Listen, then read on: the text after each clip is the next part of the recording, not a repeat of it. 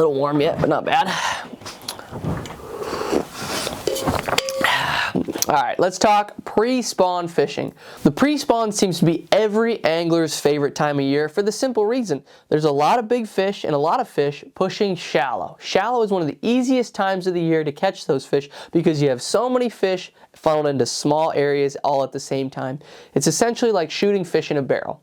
But if you don't know where that barrel is and you're not using the right baits, it can kind of seem like you're trying to shoot fish in a desert, you know? So you really have to be throwing the right baits in the right areas to catch these big fish that are moving shallow. And today what I want to do is break down my top 4 favorite pre-spawn bass fishing baits to help you guys catch more big fish this pre-spawn. And the first bait that I want to talk about is going to be a lipless. Now everybody absolutely loves the lipless crankbait or hates a lipless crankbait. So this is only one of my baits, so if you guys hate lipless crankbaits, you should probably figure out how to not hate them.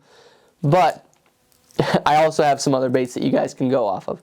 So the key to a lipless crankbait is in that sound. That sound is what triggers so many big bites because it's just a big fish presence. This bait is so loud coming through the water that those fish just get triggered by the bait simply coming through there. Now, they also make quieter versions and there's even some silent versions. So as the pre-spawn goes on, I start with a loud bait and get to quieter baits as it goes on, even to a silent bait until those fish start to spawn. But a lipless bait can be a great bait to cover water with and catch some really, really big fish with. But it's also a numbers bait like I talked about, which is a critical part of this. But the key to this is going to be having baits that have a different sound. I like to have at least 3 like I talked about. This is a light BB sound. There's a heavy BB sound, and then I like to have a silent version. That way you can have a little bit of both because oftentimes those fish are eating one, the other, or the other. Depends on the conditions. The windier, you want maybe a heavier sound. The calmer it is, a little bit silenter, and then a little bit more silent. And then as it gets slick calm, you can throw some of those baits that really have no rattle to them. But a lipless bait is one of my favorite baits to get up shallow because you can also fish this bait in different depths of water.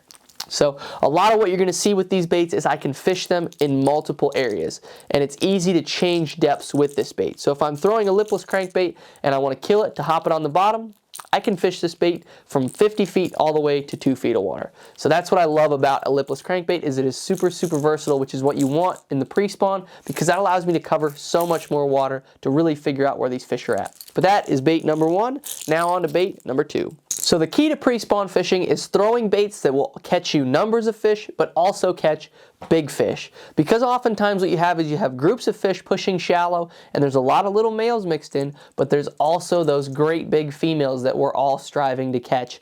And so you have to figure out where the males are a lot of times in order to either backtrack or move forward to figure out where the females are at. Now the females are the most important fish, so most oftentimes they are behind the males.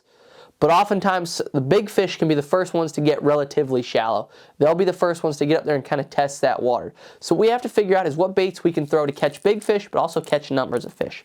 So real quick, for you new guys to the channel, go and hit that subscribe button to follow along with the regular content I have coming out every week. But let's get on to bait number 2. So on the opposite end of the spectrum, from covering a ton of water to really slowing down and milking these areas, a jig is my second favorite pre-spawn bait. Because I can really slow down and target some isolated cover areas or get in some areas where I've used that lipless, found groups of fish, and now just slow down, a jig is a great way to catch numbers of fish, but also it catches some absolute giant fishes. Everybody knows it just has a bulky presentation. Now the trailer that I like is going to be a beaver style trailer. I like either a Reaction Innovations Sweet Beaver, or I like a Z-Man Palmetto Bug. The Palmetto Bug makes it stand up nice, whereas the Reaction Innovations lets it drag along the bottom more, so it just depends on what those fish want. And the reason I added a jig into here is because a lot of you guys live on highland reservoirs or clear water situations where a lot of times a lipless is hard to throw or some of these other baits are hard to throw, but those fish will always eat a jig. So if you live on a lake that has a lot of laydowns, a lot of offshore rock, and a lot of deep brush piles, you know, Lake Eufaula or these highland reservoirs like Pickwick can be, or like Dale Hollow, any of these lakes, a jig is a great option. Even Chickamauga early in the spring, a jig is a great option. And because you can also fish this bait everywhere, just like a lipless. I can pitch this bait up shallow into 2 feet of water, or I can drag it on an offshore rock pile in 40 feet of water. But I can now cover all different depth zones. Those 2 baits alone would be a great starter to the pre-spawn because you can fish all different depths with those. But we're not going to end there. We are going to go on to bait number 3. Bait number 3 is also a super versatile bait. It really doesn't do so well out deep, but it shines up shallow tremendously, especially around grass, and that is a chatterbait. Everybody knows how deadly a chatterbait can be up shallow in the pre-spawn, and that's why it's on here. No matter what tournament series it is, no matter what day of the week it is, somebody always seems to do good on a chatterbait, especially during the pre-spawn. This bait, from when it first came out, when Brian Thrift introduced it to the world, to right now, it always seems to catch giant fish, and in the pre-spawn, it seems to catch a ton of fish. Whether you're from Florida, California, Maine, it does not matter. A chatterbait always seems to shine, so that's why I have it in here, because you can catch a bunch of fish and you can also catch absolute giants. It also does a great job of imitating everything from bluegill to shad to golden shiners, everything in between. And it just allows me to cover so much water. It shines along riprap grass. It is a super, super versatile bait, but it really shines in that 0 to 10 foot range, which is why I added it in here, because you need to have some of those baits up shallow that you can really trigger those fish with, and that is what a chatterbait does. I do tend to lean toward a chatterbait elite this time of year. I'm a big Z-Man follower, so that's why I always talk about Z-Man chatterbaits, because in my mind, they're the one true chatterbait. If you guys have any questions or comments about that, throw that below, because I'd like to know what chatterbaits you guys throw. Maybe I can learn a little bit something from you guys. But I'm always going to have a chatterbait tied on in the pre-spawn, and if you don't, you're really, really messing up. So that is bait number 3. Let's get on to bait number 4. As always, guys, I will have all of this stuff linked down below, so that way you guys can buy some of this stuff. But now, let's go on to bait number 4.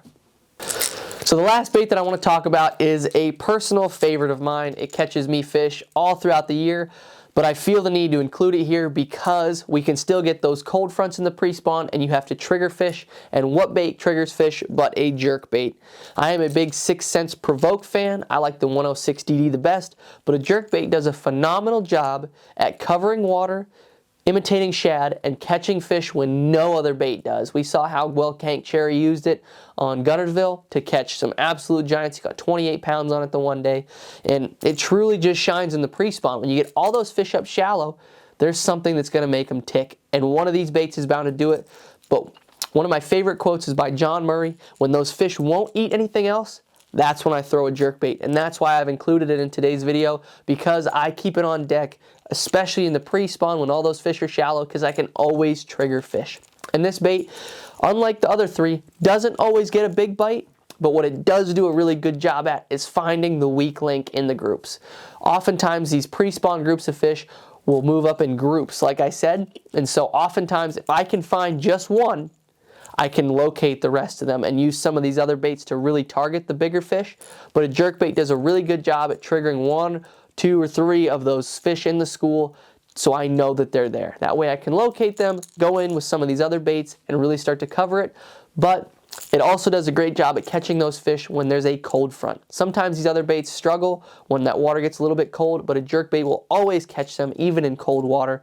And it's just a phenomenal tool to cover water and catch a bunch of fish with. Thank you guys so much for watching. I hope you enjoyed today's video. God bless, and I'll see you in the next video.